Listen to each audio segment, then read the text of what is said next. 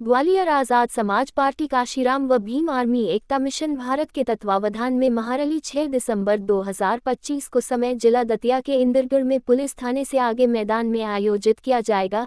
ये जानकारी प्रदेशाध्यक्ष एजी सत्येंद्र विद्रोही व आजाद समाज पार्टी काशीराम के राष्ट्रीय सदस्य दामोदर यादव ने बताया कि डॉक्टर अंबेडकर जी 69वें महापरिनिर्वाण दिवस मनाया जा रहा है, जिसके मुख्य अतिथि नगीना सांसद राष्ट्रीय अध्यक्ष माननीय एडवोकेट चंद्रशेखर आजाद व भीम आर्मी चीफ माननीय विनय रत्न जी मौजूद रहेंगे। इसलिए सभी से अपील है अधिक से अधिक संख्या में पहुंचकर कार्यक्रम को सफल बनाएं। MS बिशोटिया पत्रकार की खास रिपोर्ट। चैनल को लाइक शेयर सब्सक्राइब करें। 2025 को जो इंदरगढ़ में रैली की जा रही है और आपकी विधानसभा है, पूर्व में इस पार्टी से आप प्रत्याशी रहे हैं, क्या कुछ कहेंगे? क्या इस तरह से तैयारी चल रही है कार्यक्रम? बहुत अच्छी तैयारी चल रही है। हमारे राष्ट्रीय अध्यक्ष आदरणीय भाई चंद्रशेखर आजाद जी 2 साल बाद मध्य प्रदेश की भूमि पे कोई बड़ा कार्यक्रम करने जा रहे हैं, जिसमें वो मुख्य अतिथि के रूप में आ रहे हैं। भीम आर्मी के राष्ट्रीय अध्यक्ष आदरणीय विनय रत्न जी, आजाद समाज पार्टी के राष्ट्रीय महासचिव आदरणीय रविंद्र भाटी जी और हम सब लाखों साथी वहाँ से आतंकवाद के खिलाफ, आडंबर के खिलाफ, पाखंड के खिलाफ एक आवाज़ उठाने वाले। हम उम्मीद करते हैं कि इंदरगढ़ की रैली कोई साधारण सभा नहीं होगी, बल्कि गैर संवैधानिक ताकतों के खिलाफ एक आगाज होगा और इंदरगढ़ की आवाज़ श्यामला हिल भोपाल CM हाउस तक जाएगी और मुख्यमंत्री या तो ऐसी घटनाओं पर अंकुश लगाएंगे, नहीं तो फिर इनके खिलाफ हम सड़कों पर उतरेंगे। कितनी जनसंख्या आ सकती है वहाँ पर? देखिए, संख्या का अनुमान इसलिए लगाना मुश्किल है क्योंकि हमारे लीडर की लोकप्रियता बहुत तेजी से देश के अंदर बहुत तेजी से बढ़ी है और बढ़ती ही जा रही है। आपने देखा होगा मुजफ्फरनगर की अभी एक रैली हुई। संसाधनों के बिना हम इतनी बड़ी ताकत अगर खड़ी कर सकते हैं, इतनी बड़ी संख्या में लोगों को ला सकते हैं, तो यहाँ भी मुझे उम्मीद है कि उतनी ही बड़ी संख्या में लोग। आप 2002 से राजनीति में शुरुआत की है, भरैया साहब के आप फैन रहे हैं, उसके बाद आपने कांग्रेस का भी दामन थामा, उसके बाद फिर लौट के बहुजन समाज की जो प्रत्यक्ष में पार्टी है उसमें भी कदम रख लिया।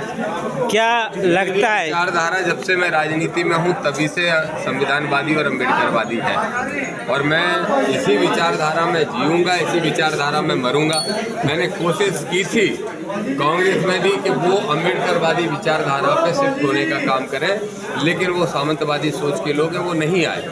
इस विचारधारा में काम करने के कारण ही मैंने आदरणीय चंद्रशेखर आजाद जी का दामन थामा था और इसको मैं न सिर्फ जारी रखूंगा, मैं उम्मीद करता हूं कि 2028 का जब चुनाव आएगा तो मध्य प्रदेश में हम अम्बेडकरवादियों की सरकार बनने का काम। ज़्यादातर अम्बेडकरवादी विचारधाराओं पे आप अंगाज करते हैं, लेकिन आपके पीछे आपका समाज किधर की ओर भाग रहा है? नहीं, हमारा समाज कहीं नहीं भाग रहा है। देखिए, बड़ी सीधी सी बात है, जाटव समाज हो या SC का कोई भी समाज हो, जिसमें मान्यवर कांसीराम साहब ने जन्म ले लिया हो, जिसमें आदरणीय बाबा साहब ने जन्म लिया हो, वो समाज जल्दी जग जाता है। हमारी समाज में ललय सिंह जरूर जन्मे, लेकिन लजय सिंह का उतना प्रचार प्रसारित नहीं किया गया।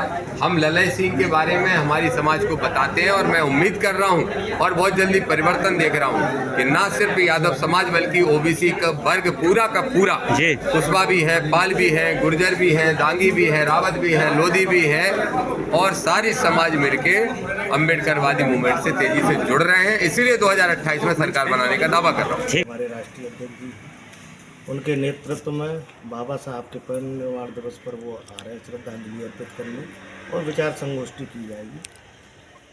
साथ ही साथ यह संदेश रहेगा आगामी जो चुनाव रहेंगे उसके लिए, जिस प्रकार से आपने देखेंगे कि उत्तर प्रदेश के मुजफ्फरनगर में एक सत्ता परिवर्तन की रैली जिसको कहा गया, तो वो भी आगाज है। हमारा सेमीफाइनल है 2027, तो यहाँ से 2027 के सेमीफाइनल की नींव रखी जाएगी। हम लोगों ने उसकी तैयारी इतनी जोरदार की है, मतलब प्रत्येक कार्यकर्ता अपना घर परिवार छोड़कर और ज़्यादा से ज़्यादा लोगों को हम कार्यक्रम स्थल तक कैसे पहुँचाएं, क्योंकि हमारे पास साधन संसाधन तो होते नहीं हैं। हम लोग घर घर जाकर काम भी नहीं कर पाते, मजदूर वर्ग से रहते। तो माननीय चंद्रशेखर आजाद जी जो आज देश में सबसे मजबूत नेता है, बहुजन वंचित, दलित, आदिवासी, पिछड़े, माइनॉरिटी, अल्पसंख्यक की, तो उनको सुनना, उस जनता का जो जनता मिशन के प्रति ईमानदार है, तो उनको एक ऊर्जा मिलेगी वहाँ पर। तो हमें ज़्यादा से ज़्यादा लोगों को वहाँ पर पहुँचाना है, क्योंकि कितनी जनसंख्या वहाँ पर होगी? मैं आपको लगभग मैं बता रहा हूँ, कम से कम 50,000 लोगों से कम लोग जनसंख्या। क्योंकि पास में ही जिला दतिया में यूपी भी लगा हुआ है।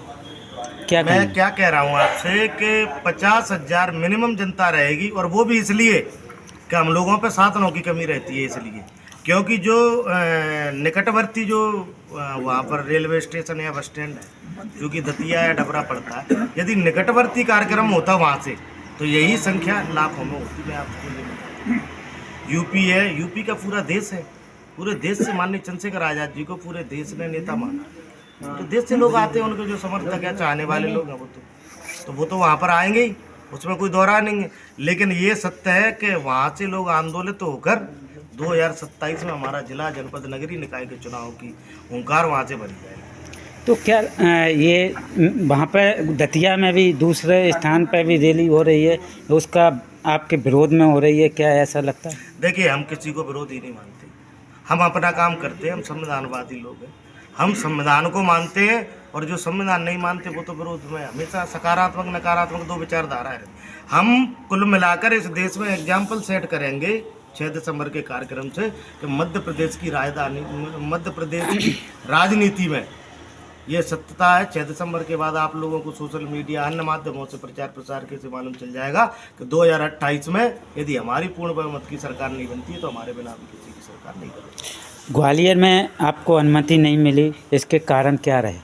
देखिए, सबसे पहले ये मामला न्यायालय का है, जो प्रतिमा का मामला है वहाँ से ये मामला शुरू होता है।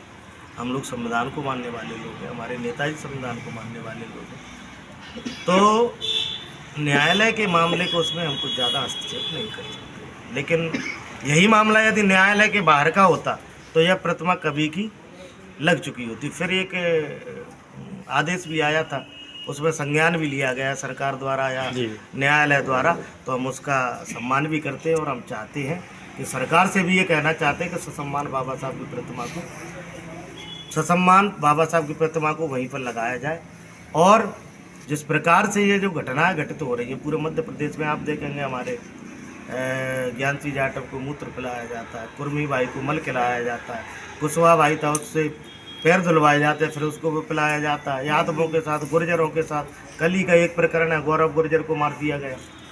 एक वो कोई उप मुख्यमंत्री है, कौन है, उसके समधी ने मार दिया गया। वो कहता है कि मैं तो, तुम मेरा क्या कर लोगे, मेरा समधी उप मुख्यमंत्री है। आपकी प्रदेश इकाई में सारी समाजों के पदाधिकारी बनाए हैं, क्या वह अपनी समाज की कितनी संख्या लाएंगे?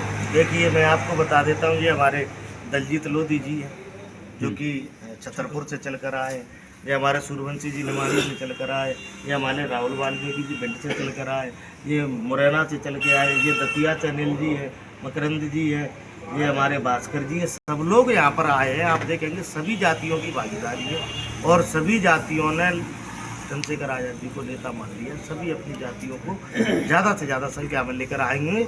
लेकिन ये भीड़ जो है, मैं आपको फिर बता रहा हूँ, ये भीड़ वो होगी जो दिल से माननीय चंद्रशेखर आज़ाद जी को नेता मान। तो कितना रहेगा, कितना समय रहेगा, स्थान क्या रहेगा? स्थान अपना जो स्टेशन, वो रेलवे, वो उसके पास वाला जो ग्राउंड है, वो ग्राउंड हम लोग करते हैं। अच्छा, अपील क्या करना चाहेंगे 6 अप्रैल की? मैं 2025 6 दिसंबर 2025 बाबा साहब के महापरिनिर्वाण दिवस पर पूरे मध्य प्रदेश वासियों से यह अपील करूंगा कि देखिए, यदि आपको वास्तविकता में सत्ता पर काबिज होना है, आप लोगों के साथ में जो अन्याय अत्याचार हो रहा है, इसको यदि आपको रोकना है तो सिर्फ और सिर्फ एक ही विकल्प है, आज़ाद समाज पार्टी और हमारे नेता माननीय चंद्रशेखर आज़ाद। तो अपील हम करेंगे, 6 दिसंबर इंदरगढ़ चलो, 6 दिसंबर इंदरगढ़ चलो, 6 दिसंबर इंदरगढ़ चलो।